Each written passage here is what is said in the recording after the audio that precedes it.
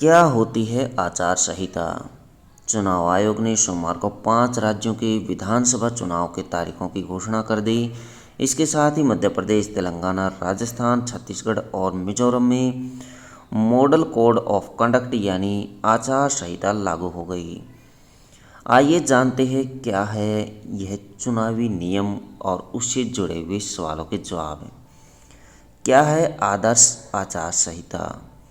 स्वतंत्र और निष्पक्ष चुनाव कराने के लिए चुनाव आयोग द्वारा नियम बनाए जाते हैं। इन नियमों को आचार संहिता कहते हैं। लोकसभा और विधानसभा चुनाव के दौरान सभी पार्टियों, नेताओं और सरकारों को इन नियमों का खास तौर पर पालन करना होता है।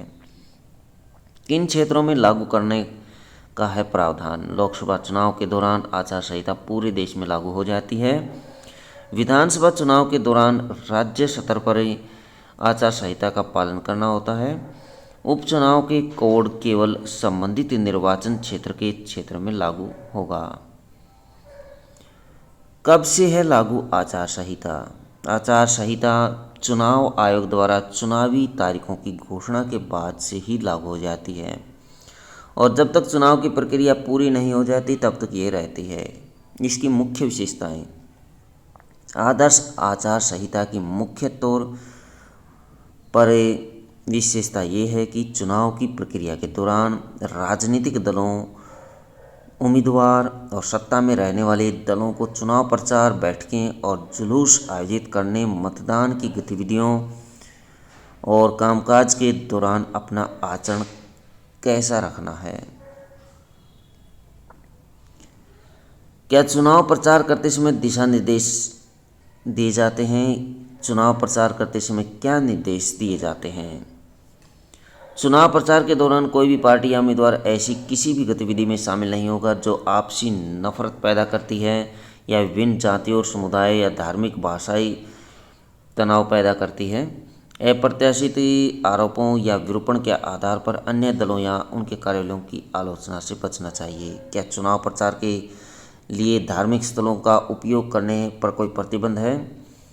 चुनाव प्रचार के लिए धार्मिक स्थानों जैसे मंदिर, मस्जिद, चर्च, गुरुद्वारा, अन्य पूजा स्थलों का इस्तेमाल चुनाव प्रचार के लिए मंच के तौर पर नहीं किया जा सकता है। इसके अलावा वोट हासिल करने के लिए जाति या संप्रदाय भावनाओं की अपील नहीं की जा सकती।